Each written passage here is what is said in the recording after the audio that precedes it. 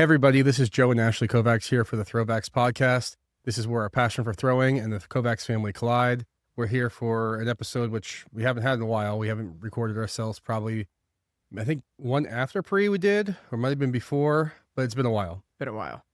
So, I think probably the best thing we can do is just recap. Yeah, definitely. At this point, the year, Yep. it's essentially over. Just the stages along the way, how it went, how it was good, how it was bad, how most importantly you learn from things. Right. So you want to start from your perspective, or you want me to go? Well, it's up to you. I mean, I think that like a recap of the season is a good way to start. It's also, I think it's an interesting thing as well, because being on the side of it we were on this year, kind of like seeing full scope of this thing when we were removed from the major has been really interesting. It's funny because when you think about it, most of the high school athletes and the college athletes have been done for quite a while. So where we're at and how we're feeling in this reflective state, a lot of people have been there like months ago. Sure. And so, yeah, why don't you start off and kind of just, I mean, we should probably talk about USA's and then the time we spent in Europe after that. Yeah, Start for there. sure. Well, I mean, even before USA's, there's people who listened before might know, but like start of the year, as a professional, you have to kind of do things we don't want to. So I had a little banged up in the little tricep thing. And honestly, I think it might have gone away sooner, but we had to go to Europe. I did 3 round trips to Europe in 1 month. So that was a lot of... I mean, to like even open that up even a little deeper. And I think that where this podcast can be kind of interesting, I think, is it's like your perspective, my perspective, collective perspective, my perspective as your coach, my perspective as your wife, but more importantly, somebody that sees you 24 hours a day, right? All the time. So basically, like what Joe's saying is at the end of the season in 2024, the last 2 meets, really something happened with his tricep, really was bothering him, almost pulled out of the Diamond League final, decided, like Joe said, for some business reasons, thought he needed to do that. Some medical professionals and doctors told him that was probably very, like, not a good thing to try to do. But again, like sometimes, like Joe said, you got to do what you got to do. So went to the Diamond League final, had some imaging done, MRI, came home. There was like a tear in the tricep, right? So it was raining, kind of got out of position. Says his jacket was too tight on his arm and kind of pulled his elbow, right? Am I speaking to that? Yeah, I mean, yeah, if you want me to go super in detail to it, but I think a lot of it played to a factor. We were over there with the kids in Poland and Rome, and I flew back with you and the kids. I flew back the next day, back to Zurich. I tried to hydrate, probably not the best thing possible. And of course, when we got to the meet, I wore this really tight jacket. It's actually not tight. It's a 3X, but it's made for runners. I know you're saying a 3X should never be tight. When you say a 3X, it's heavy. But I actually used to, so like back in the day in the kits when I used to get them, I actually used to cut off the sleeve on that side because it'd be so tight. And that's the first real meet last year that it was raining. So I just went into it, and like, honestly, it was just so tight that when I was doing my warm up, it was my first step in or half turn. And it, like, when I pulled my chest, it pulled the ball out of place. And because it was raining, I think I didn't have the awareness, or I was just trying to just smack it just to get through the day. And I just smacked it out of place, and I kind of, lack of better terms, I kind of ticked it off. So it was bad. It was not great. I mean, it wasn't terrible, but it was like bad timing to have it. It was bad timing. Yeah. Not only that, but I mean, it lingered, right? And you haven't really had a whole lot of things that lingered. Like, we gave it a lot of time off. Yeah. And then it was fine. Like, we were in Hawaii. We trained really well out there.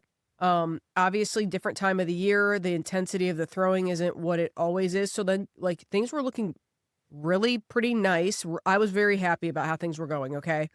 And then things started heating up a little bit. And then like specifically one day, one throw, one practice, it was like, I feel it.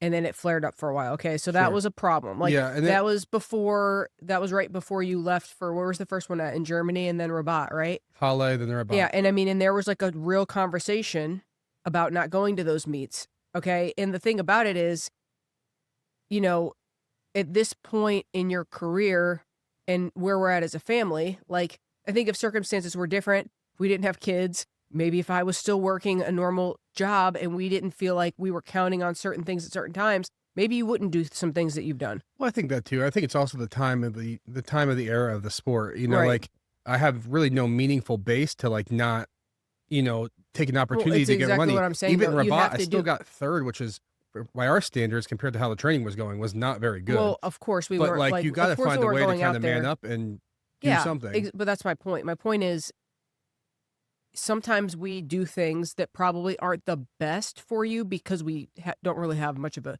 like we have to, is how I feel. Right. Yeah, I mean, and I think that some other people don't have the same. To do this at this level and to make a career of it, you have to go to every opportunity. Not everybody has the same constraints as us, right? Like in terms of like, if you were a single guy in the exact same situation, you probably wouldn't do like a lot of the things that you do. Well, sure. I mean, the you know, living at a training center when you back in the day when you didn't have any that's what I'm saying. rent Imagine to pay, 10 years ago who you were. You can make the decisions to what's the best for the ultimate outcome versus you just anytime there's an opportunity, you have to go. Right. So that's exactly my point. Like my exact point is like 10 years ago, maybe wouldn't have made some of the same decisions that we made. We had conversations about them. We decided to go. Not only that, we've talked about it on this here before.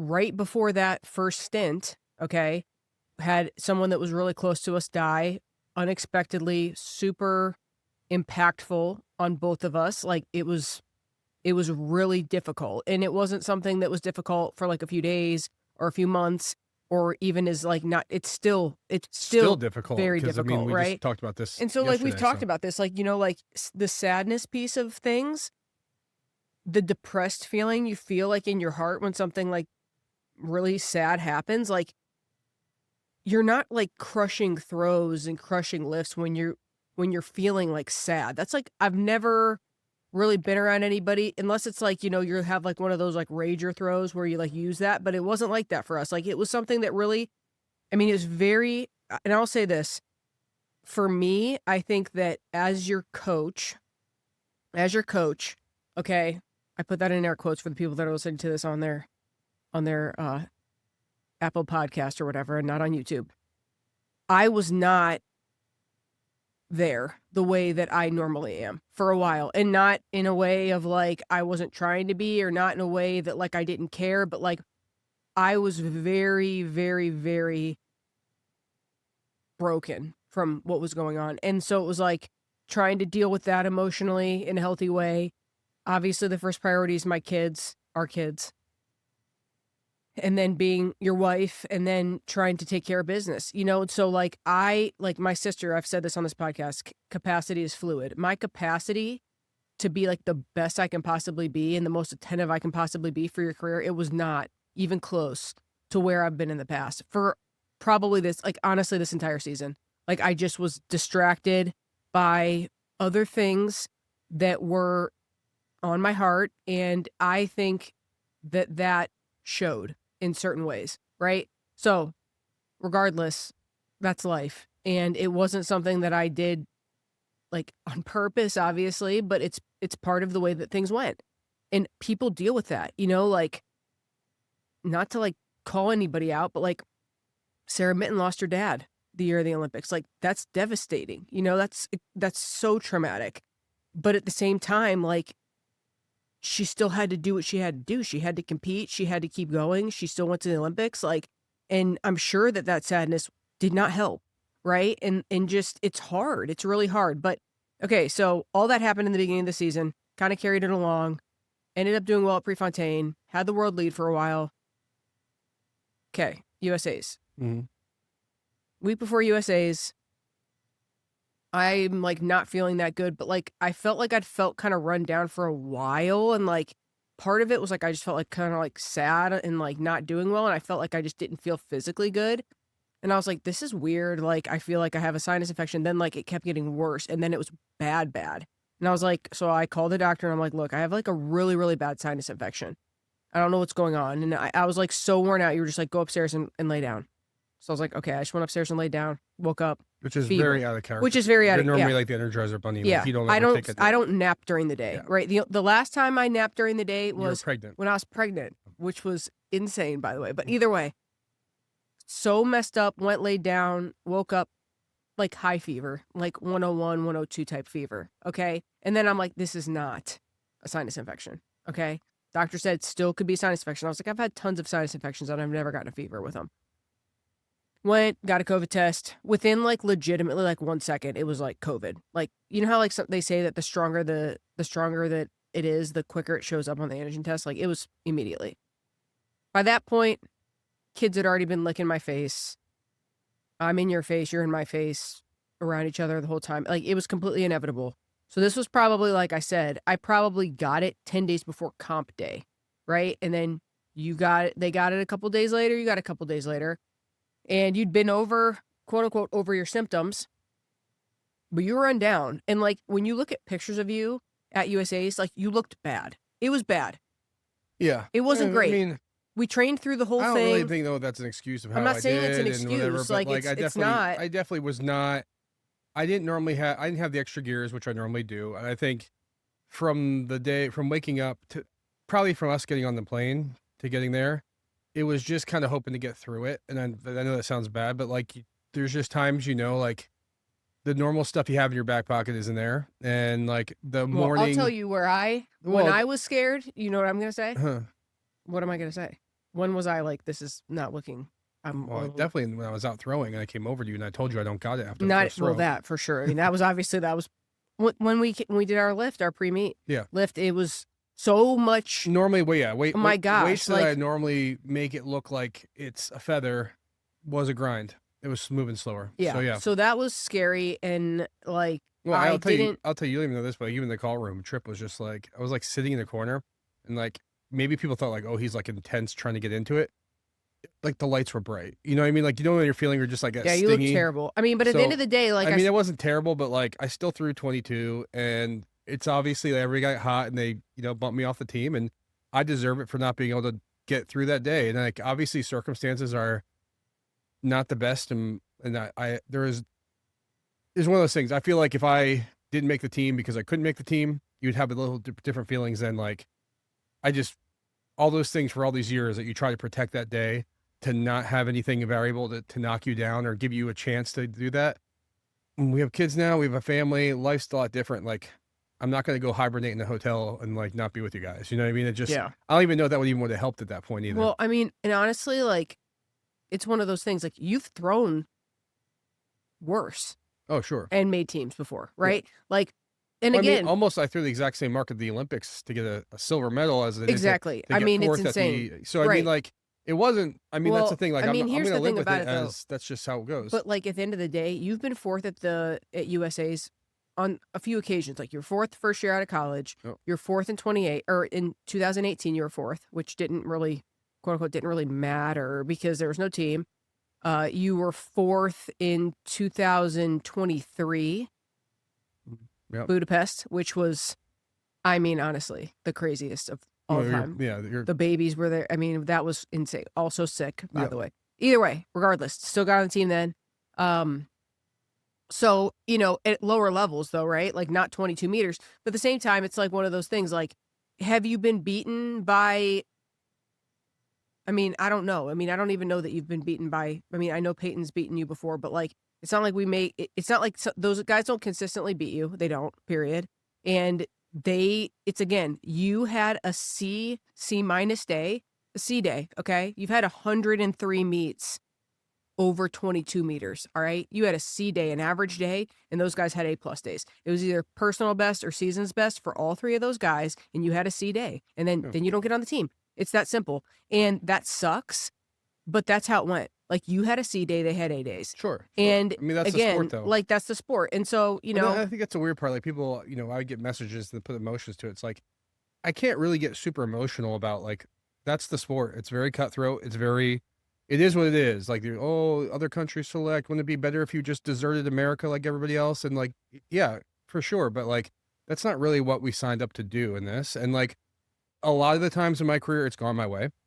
And maybe because I feel like I was able to make it go my way in some ways, but I'm not like, upset in a way of saying I'm upset. Of course I'm pissed off and it annoys me, but like that, like the rules are the rules. That's how it happens. And like, there's nothing to say. Like, it wasn't like we didn't get like, the short end of the stick in terms of like, that's how it goes. You were fourth. That's how it is. Are you better than them? Like, that's not even the question. That's not even how we're picking, right? Like, you were literally still ranked number 1 in the world the day before the final at World Championships. So I don't even know what that's going to end up being. But like, did you deserve to be at World Championships based on the fact that you're one of the best in the world? Absolutely. No, I mean, 1000%. no, because we are an amateur sport. We're not a professional sport. I mean, amateur, yeah, we can make money or prize money, but we do this selection process, a representation of three per team. If we're going to stay with that, and like that's how the sport's going to be, it's always going to be limited to not sending your best people and not having the best show or presentation. And you know what? The show goes on. I mean, do I think that there was a worse show in Tokyo because I wasn't there? Yes. I mean, I think it was a very low level. Would We'll it have been better if you were? Would the level have been higher had you been there? Yes. Well, for sure. But absolutely. like I also like think it just would have been a higher level. But I also think, well, that means I should have did my job in Eugene, and whatever happened. I mean, and but at like, the end of the day, too, it's like there have been that's times. Not, but I always say this: like people ask like political stances and all this kind of stuff. Like my job in life is to play Monopoly, not bitch about the rules of whatever Hasbro or Mattel said. This is what the rules are, right? You got to play what's in front of you. And I didn't play the system that I normally play very well to get myself to that point. And like, obviously there's other things that got in the way and made it a little bit harder. But like, you know, I actually think there's a healthy perspective of having adversity in an athletic career and having something that doesn't go your way. I think that's what maybe in this podcast we'll talk about as we get onto the post USA's part.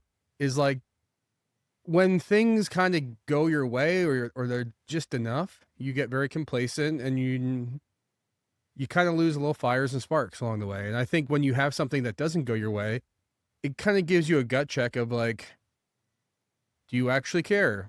Like, are you actually mad? Are you actually upset? And I think that's a healthy thing because like, if you don't have that happen, then you're just in this like Groundhog's Day of like, oh, it's another meet, I mean, another diamond league. Like you've gotten that, like, again, and I'm not saying this to be negative at all towards anything that's ever happened, but like there've been a lot of close calls, right? Oh, for sure. Like a million, billion, trillion close calls, like every one close call. Doha, 4th till the last throw, right? Yep. I mean, yeah. Budapest, okay, 5th place until round 4 or 5, right? In the Olympics last year. Close call. Like, I mean, the qualifying round, close calls. I'm not that dominant at doing it well, but I've somehow I found a way wouldn't go that far, but I'm it. just saying the bottom line is it's the find a way mentality has served you well, right? And this time it just wasn't possible. And then, you know, again, like, so that is what it is. We're not saying that we are owning it. 1 million, billion, trillion % owning what happened at USA's. It is what it is. Moved on, went to Europe, did pretty well in Europe overall, made the best of it, didn't go there like little crying wimpy babies of like, oh, we're not going to Worlds, so like negative about everything, like just I mean, business as usual. usual. I mean, I'll tell people who are listening to this podcast, like there's definitely a moment when something like that happens where you internally just kind of want to check out and just absolutely and just like not rub your face in the disappointment. And right. I think, you know, what I'll be proud of this season is not really bitching out and not really like giving myself all away. Anybody wants to talk about at those meets leading up to the major is the major. So it's like every single interview, every single everything was about, oh, by the way, how does it feel that you're not going to Worlds? I mean, that's not fun to keep having to answer the same question about something that like, and knowing that you were in pretty good shape, knowing that by the time we got out to Europe, you were in better shape probably than you were definitely before USA's. Sure. So it was tough. I mean, it was tough. It's tough because when you plan the season to trend to be better in September and you know that they're starting to have those reps are unlocking where you're probably going to throw a world lead close to a PR, if not better, and you don't have the opportunity to do that, or that just, it definitely puts some stumbling blocks in your way. And you know, it wasn't pretty, but fast forward to that, you had to get through USA's, flew over, went to Budapest, won that meet. It was cool to go back there. The stadium looks completely different. They took the stands out, but it's always good to there. I have a good reception from the Hungarian people, which was fun. Went to Poland, there for a Diamond League. I threw 3 days in a row because I was on to something, and then I got in trouble for that from you. But got 4th at the meet. Wasn't prettiest. I mean, you haven't thrown 3 days in a row since you were probably I know, but I was 25. but it was just like I wanted to make sure I gave myself the best chance possible going into Zurich, the final. And I kind of I overtrained to try to get on the path that I thought I needed to do. Probably wasn't necessary, but I did it, and definitely was a little bit down there, but then bounced back, came to Lausanne. You came to Lausanne that day, had a pretty good session beforehand that like gave us some confidence and alignment. Most importantly, got the cheese. Got the cheese. Got the cheese. That is most important. It's one of our favorite meats just because, you know, it's fun to go back home and bring something that you can actually eat and share with your family. Yeah, that was fun. That was a great meet. I enjoyed it. Even though it was raining, it was still really fun. It was raining Very a lot. fun. And then we stayed in Lausanne for maybe 3 or 4 days afterwards. Trained there for a little bit. Went out on the water a little bit. Had a little bit of fun. Took the train into Zurich. It's a really good place to actually train. Of course, it's an expensive place to train, but had some fun in the river. Floated down the river a little bit. Yeah. Floated in the lake. The other place we were was gorgeous. The river floating thing was more you than me. The lake was gorgeous. The river is like, it's really fun, but like it's moving. So like people who've never been there, they essentially divert the river leaving from the lake, and they have a hydroelectric dam on one side, and you can swim in that water. But it's like moving. So like you can like hop in the water like a kilometer away from where you start, and it just like takes you. And like, I mean, I'm not saying it's like super scary, but like you can't fight it. Like you just have to go with it. And it's kind of fun, but I don't know what it is about big guys, but I feel like big guys love feeling like buoyant in it's water. great. And like because we never feel light. It's like, and like a hippo. Just feel like you love. Like think about a hippo 100%. probably in the water. They have a great time. I mean, every time I see those manatees at the zoo, I'm just like, you're glad you're in the water. You're glad you're in it, not out of it. You love floating. So I'm glad you had that moment. That was cool. But yeah, so I mean, we had some good training in Zurich. We knew we were getting on the right path. I mean, even 2 days before the meet, like we knew it was going the right direction. Of course, at the meet, it's especially because it's a street competition and you got to get your perspective of bearing this, and you're just trying to win. Like you're actually not trying to throw far. You're just trying to compete and stay in the mix. I don't want to be controversial with this, but I think the girls and the guys will all agree with me. I mean, that was the slowest. I mean, it was a literal hour and a half. 14 people. We threw with the girl. It was in like a normal Diamond League takes like 28 minutes. Yeah. And so it was just like, and that's the thing I feel like people that do not understand. I think people like have this whole thing of like, well, you throw far in the world, but you throw far in the meet. And like even Chase has said this. The circumstances change, right? So when you're warming up, it's like rhythm, flow, boom, boom, boom, boom, boom. You can count on when you're going to get back in the ring. There's a fluidity to it. When the meet starts, there's a camera and there's the TV and there's an official and there's other races going. And like people don't get how that chops up the flow of things so much. Like people don't understand that. Well, and it's one thing for it to chop up the flow when you have 8 guys in a Diamond League and like, okay, we're going to hold it for the start of the 400 hurdles. Okay, not a big deal, but you have 14. 14 is a ton, okay? We had six women who qualified, 6 men, and there was a local Swiss girl, a local Swiss guy who they put in the meet, which is awesome. I think it's good they do that. It's great for I just think it should be like men then women or women then men. And like honestly, like it was funny because you know, you were trying to like start stuff with the girls and the girls were all getting mad at you. You're like, you girls better get moving and not slow down. And Chase and all the girls were like, you guys are the slow ones. Because, okay, so all the guys said like when we throw out the girls, they're so slow to get in and out of the ring. Okay. To be honest, that was not the case. They did good. They did an amazing job. No complaints there. No, they were fine. They were great. People who we said were slow with the guys were still slow. The girls, they actually moved probably faster than we did. I mean, of course, you have to walk up on the platform, walk down. It's not a normal meet, right? And Chase kept jumping off the platform, and I literally looked at her. I was like, stop doing that. She's like, why? I'm like, because I don't want you to like roll your ankle, dude. I'm like, every time you jump off of that platform, I'm like gritting my teeth. Please stop. Well, I mean, when you said that, I had like flashback of like, remember when Anita broke the world record that's why in the hammer? Said, I was like, don't Anita broke that. the world record in the hammer and then twisted or broke her ankle celebrating. Was seriously like, please don't do that. Like, yes. But anyway, it was a good comp. It's nice to win it, get the 4th Diamond League trophy. I always like, it was 10 years since my first one. So that's cool. Weird to think about, a decade of Diamond League championship. Yeah. I guess so. So, I mean, it's just cool it's always cool for me when I think back my first Diamond League, I won it off points. And I know I bring that up a lot, but like, it's cool for me when I think of the era of sport I was in, when you used to win it off consistency. Now you have to, I honestly think it was harder back in the day to win it off because you had to go to more meets and perform better throughout the year.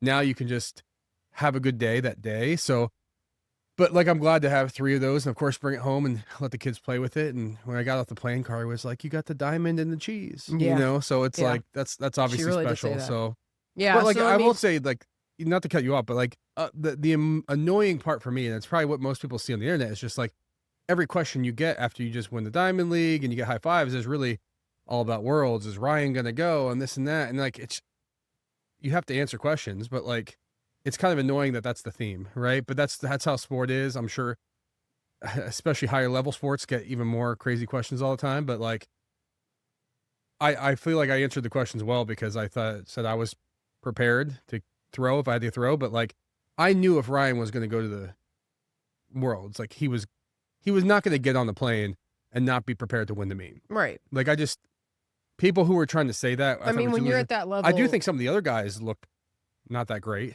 but like, that doesn't matter. They're on the spot and they're not going to give that spot up. But like, I do think it was, yeah, it was something that like, I haven't had to do many times in my career, but like, answer all these questions that were just like redundant and kind of maybe tossed up to try to get you to say something controversial and or to poke a little bit. But yeah. like, Well, let's just not do that. well, I mean, that's the thing. That's why I tried to say, like, people like what happened at Tokyo is a lot of what I thought was going to happen. There's definitely a lot of misses on the U.S. side that I didn't think it would be just Ryan on the podium. But yeah, I mean, I have faith that Ryan got on the plane. He was going to. Absolutely. I thought he'd win it. Like, if I was we were allowed to bet, and you asked me who I was going to bet on, I would have bet on him to win, even with no meets. Absolutely. Yeah.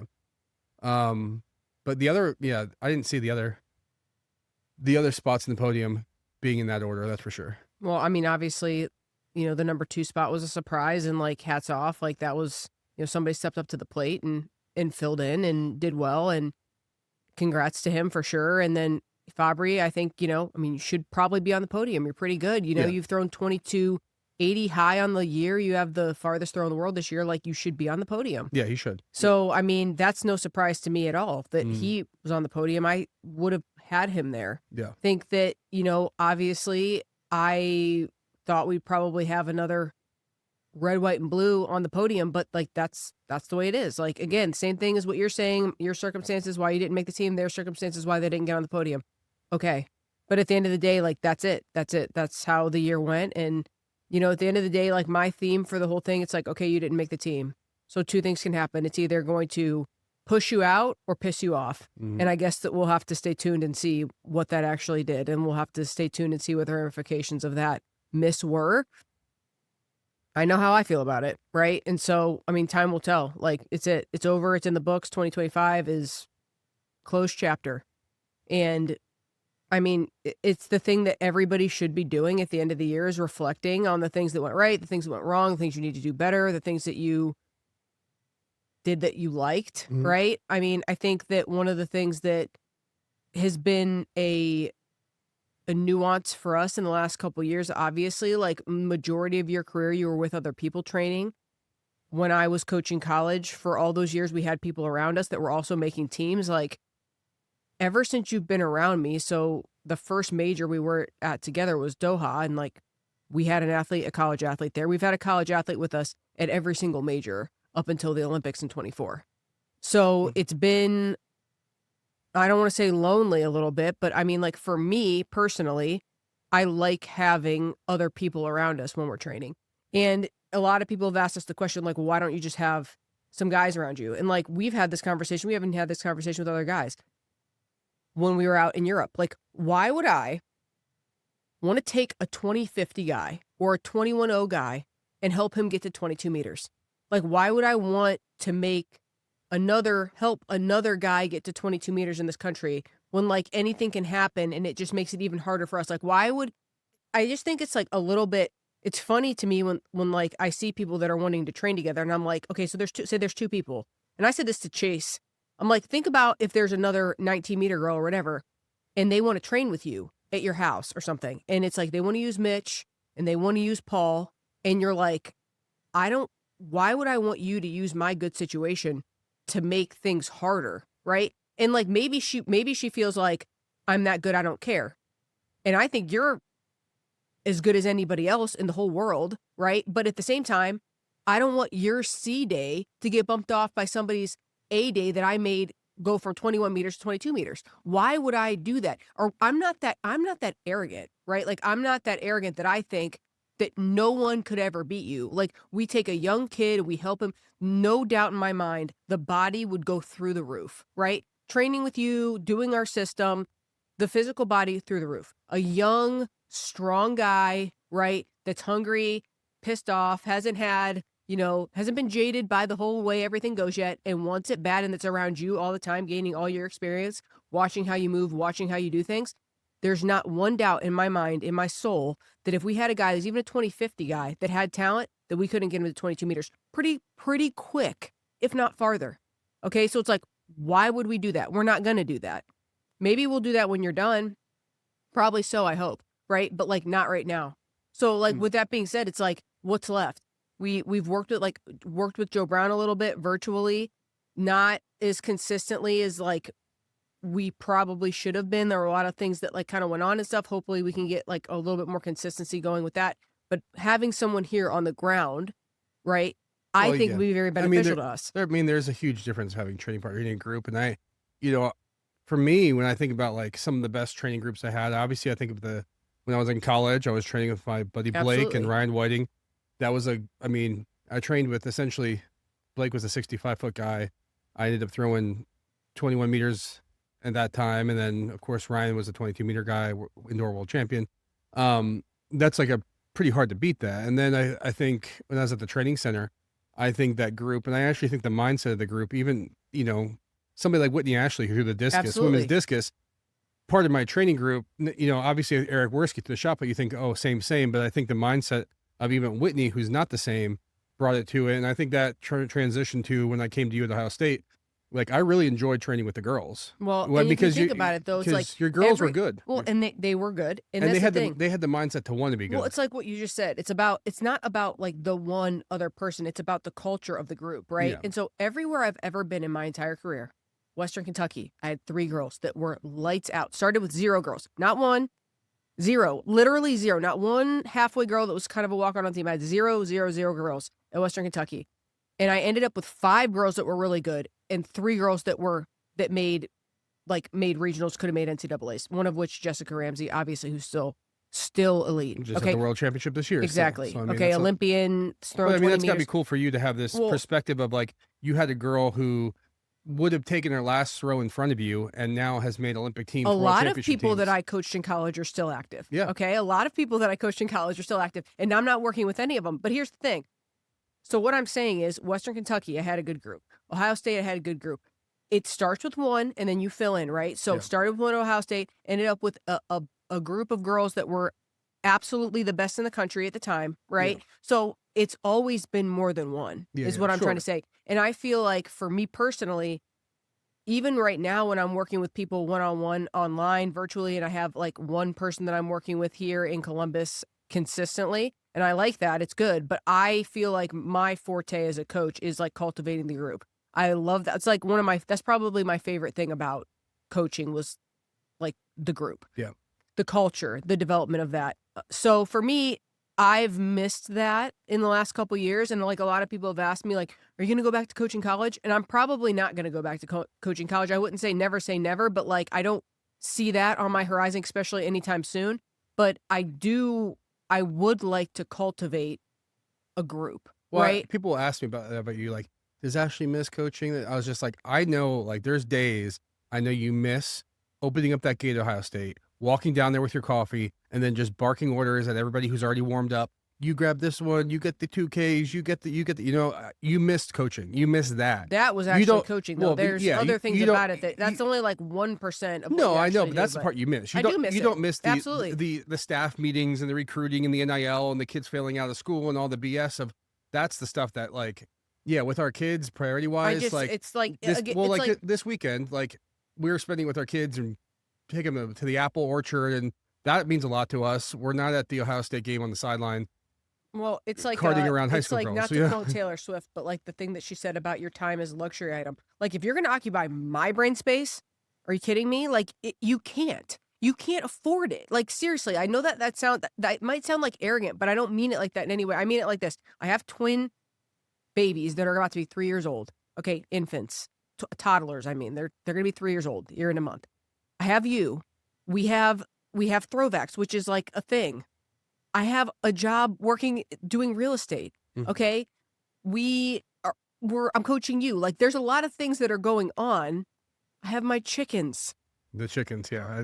Right. So They- anyway, I mean, there's a lot going on. So I'm just saying, like, to put somebody, it's not like, okay, coaching somebody online, that's one thing, right? Somebody that I'm going to put into like you're going to come to my house every day and I'm going to spend a designated amount of my time working with you and seeing you every single day. Like, you got to be Well, I mean, in it with us. there's part of that too. I mean, there's coaching online that can get you levels. Like you're helping a high school girl get to a level online that you can get her to college, go for free. You can for sure do that online, especially if you have a good coach or a parent there helping along the way. You can make an impact. But if you want to make somebody go to make a U.S. team, Olympic team for another country, like being in person and being part of that culture is, to me, yeah, it means a lot. And yeah, we haven't had that in. I mean, so as it stands, it's like, what would work for us? Like, what do we actually want? Like, what I want, and I'll say this in no uncertain terms, what I want and what I will have at some point. At some point, and I don't know when, and I don't know who, and I don't even necessarily know how, but at some point,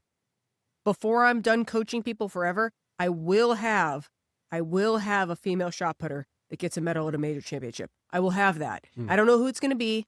I don't know if you're still going to be active when it happens or not. I don't know if it's going to be next year, the year after that, or 10 years from now. But I will have a female shot putter that gets a medal at a major before I'm done coaching. Yeah, I mean, that's something that will happen. It's funny when you say that. I'm just like, yeah, I believe that. You know, I mean, there's some things that are just like I believe that, and I know you want that, and you miss that. I love watching the women's to be events. Honest, I feel bad because I feel as much as like a benefit have I been to us and you and our lives and your coaching.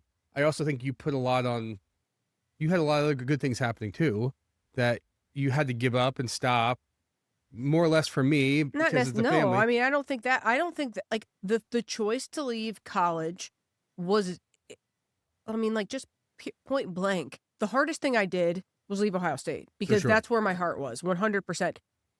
Leaving Vanderbilt was difficult because I was really excited about the girls that we'd gotten. I felt bad because they trusted me. They were bought into like this vision that I sold them. And when I sold them the vision, like I didn't see, okay, I'm going to get pregnant with twins in 12 months. Like that wasn't like something that I knew. Like, did I think that we were going to have kids? Yes. Did I know exactly when? No. If there only would have been one, would things have maybe been different? Yeah, probably, but there weren't. And I'm like not apologizing for any of that. Like it was the best thing that's ever happened to me. It was what I needed at the time. And here we are. Like, I don't regret one single thing, right? Even leaving Ohio State, don't regret anything I did. No, but that one hurt you more than leaving Vanderbilt or being done collegiate coaching because you had such a, you're a connection there. You're from Ohio. You built such a program. Listen, everything that I thought I could do there, I did there. And all the things that happened that made it really special with the people at the time and how things went and the way we did it, like I will not forget that. I will not forget there are a handful of people that made that very, very impactful for me in my life. Like obviously like Sade starting out there with me, trusting me when she had a lot of other options, choosing to stay in Columbus. That was a hard sell. I literally like sold my soul to Sade for a period of time. And then it just like kept on kind of going for the whole time. It's still, but like very meaningful, Nick Demeline coming over with me after being at Western Kentucky with me. And I left before he even got there, got another Ohio boy back to Ohio State, like super, super, super impactful. Well, right. And you did it all with. I did it with Ohio kids. That's how I wanted to do it. Right. And at the end of the day, like it was what I like what I said I could do there on my interview and what I did there. Same. Yeah. And that's not something like I've said this to Sade before. Having a vision of Sade and being like, Sade, these are the things you're going to do if you come here. And then she did all the things I said she was going to do. Like that is not something that I will ever take lightly. Like that was awesome. That was so meaningful. It's something that I will like hold on to forever, and like the relationships I had with those kids, like it was real, you know, like it was that thing of like, was I hard on them? Absolutely. Did I demand a lot out of them? Absolutely. Was it ever more than they had? No. And they all know it, right? Like what I shot A so many times, like I remember particularly one time it was her senior year, and I was like, really, like, I knew she could throw 80 feet. I knew she could win NCAAs. We hadn't been there yet. Go to New York. Of course, when they go to New York, they're always distracted, right? They just want to be in New York. Throws, like, not good in my opinion. I think it was like 22 high, and we were definitely in better shape than that. And I was mad about it. And I like said something to her, like, what are you doing? Like, that's not where we're at, whatever I said. And she's like, why are you mad? Like, I won. Like, I'm always winning. I'm like, that literally means so little to me, right? That you won this meet because you're so much better than that, you know? And just like those things of like getting her to understand that, like, I don't care how you're stacking up against everybody else. Like, I want you to be able to say you did every single thing you could do. And like in the weight at that time, I really feel like she did. It wasn't like I felt like, oh, we could have thrown 84 feet and we only threw 80.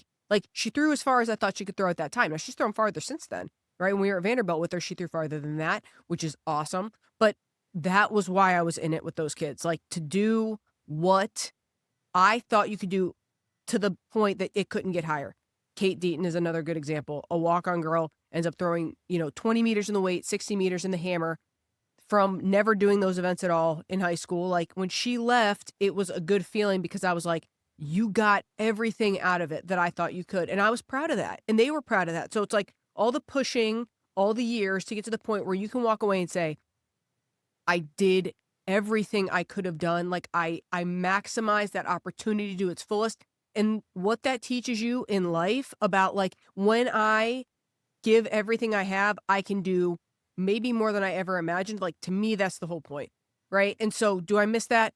Absolutely. Is it different with you than it is with other people? Absolutely, because it's just a completely different situation. Like, you were already a world champion when we got together. So like really all it's been since then is just trying to keep at a high level, right? Have you gotten almost a meter better since we've been together? Yeah, you have, and you've gotten a lot better. You consistently throwing better. You've also gotten older, but you had like a really strong foundation before you even got here. Like, better than really strong, right? Like, you were already a champion. You've said that a million times. So, like, I want to get some people over here that can fit in with how we do things, right? Some women, particularly, because discus men, that's an option, but it's not the same. I want some shot putters.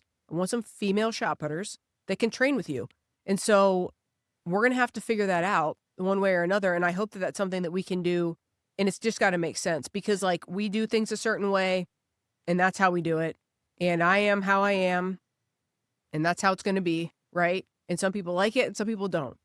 But most people that buy in like the results that they get. Yeah, sure. No, I mean, I think that's part of it too. And I think, obviously this is something that you and I talked about even while you were still college coaching, wanting to do. We've had this idea of having our barn throws facility kind of even while you're in college, something that we thought would be awesome too. And I think I'm surprised it's taken us so long to finally get here, but we just bought, it's a bunch of acreage with 4-bedroom house My on micro it. farm. Yeah, your micro farm. So there's about 2 miles from our house. It's a 4-bedroom house, 3.5 acres of flat land.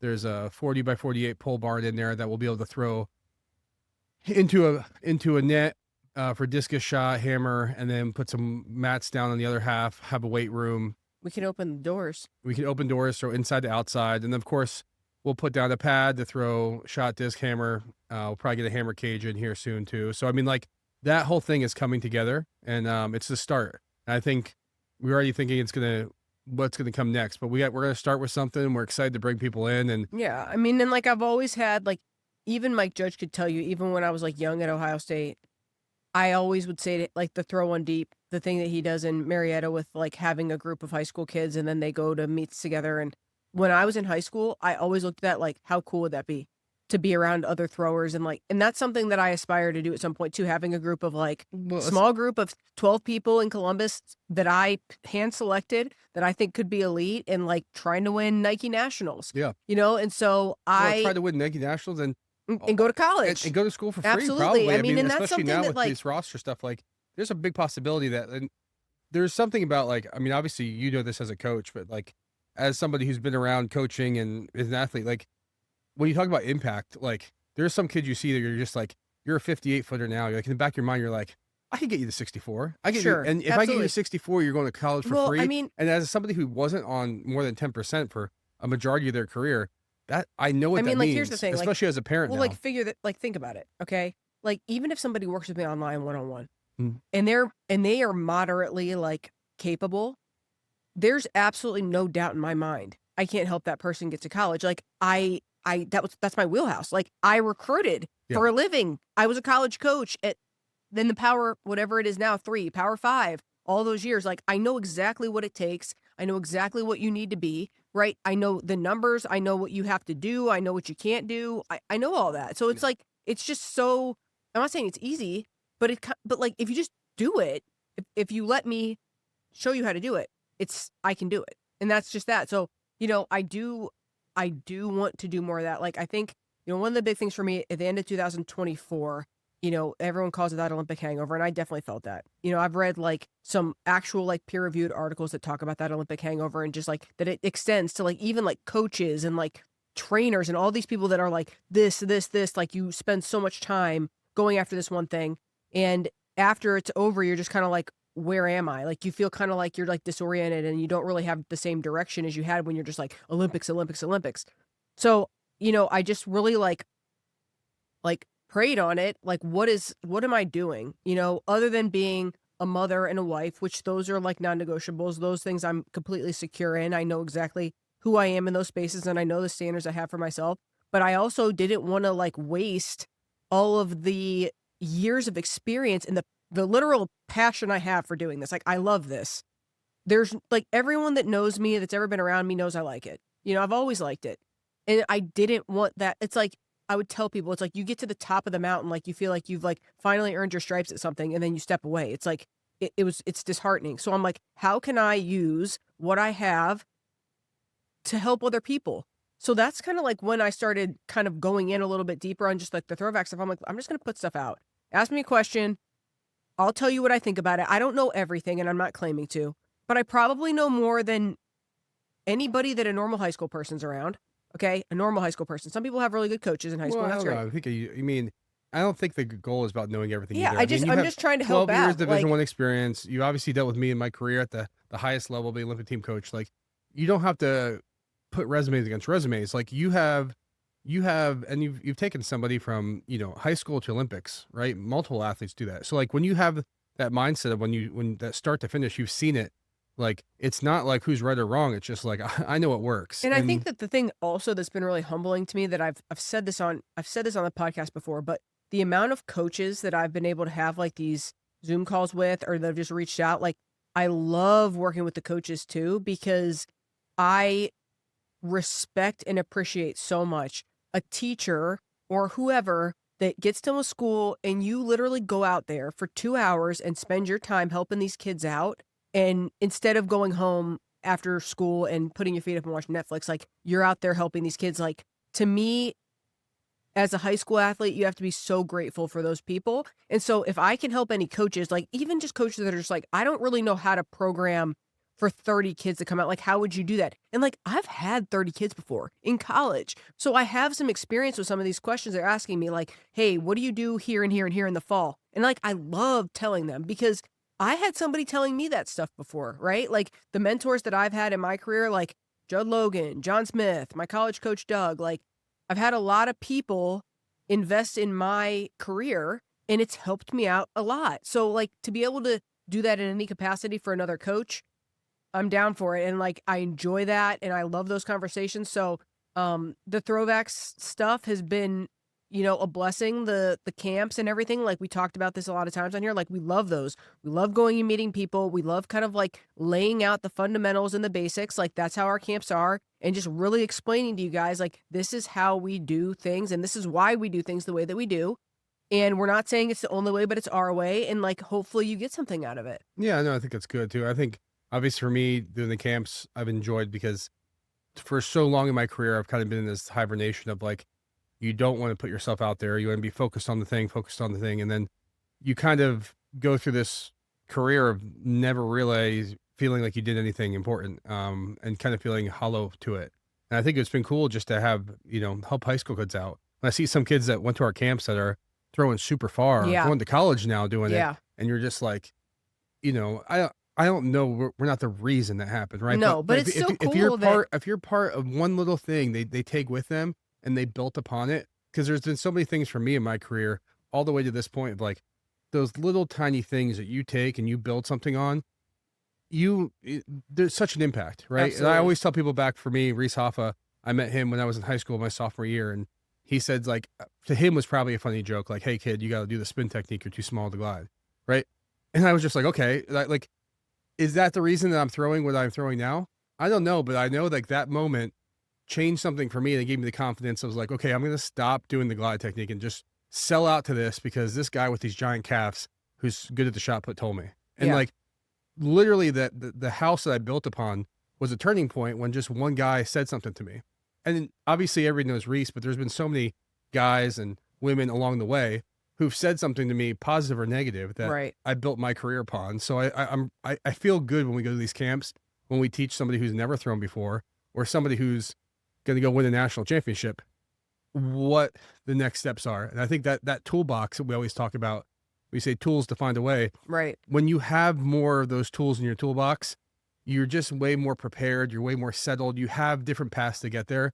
And I feel like you and I really enjoy sharing that. Yeah, and I think that like that whole find a way mentality, I think it speaks to like that's something I always remember you saying, like you are the one that brought that in. Like find a way, find a way, find a way.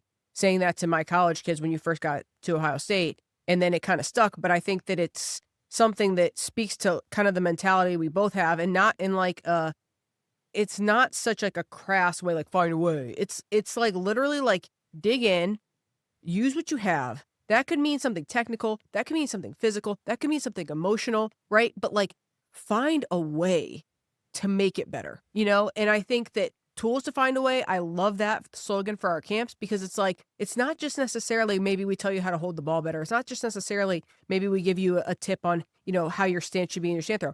It's also like we're sharing some stuff, like personal stuff about our journey, that emotional stuff that you can tap into or that can get you motivated, that can make you go that extra inch or extra foot or whatever it takes to find a way to improve. And so I think that all this stuff has been great. Like I'm very thankful for the way that things are going with the camps and anything, the people that we've been working with online, the people I've been working with online, like I'm really enjoying cultivating those relationships, have over a handful of people that I'm working with virtually. And that's been so good for me.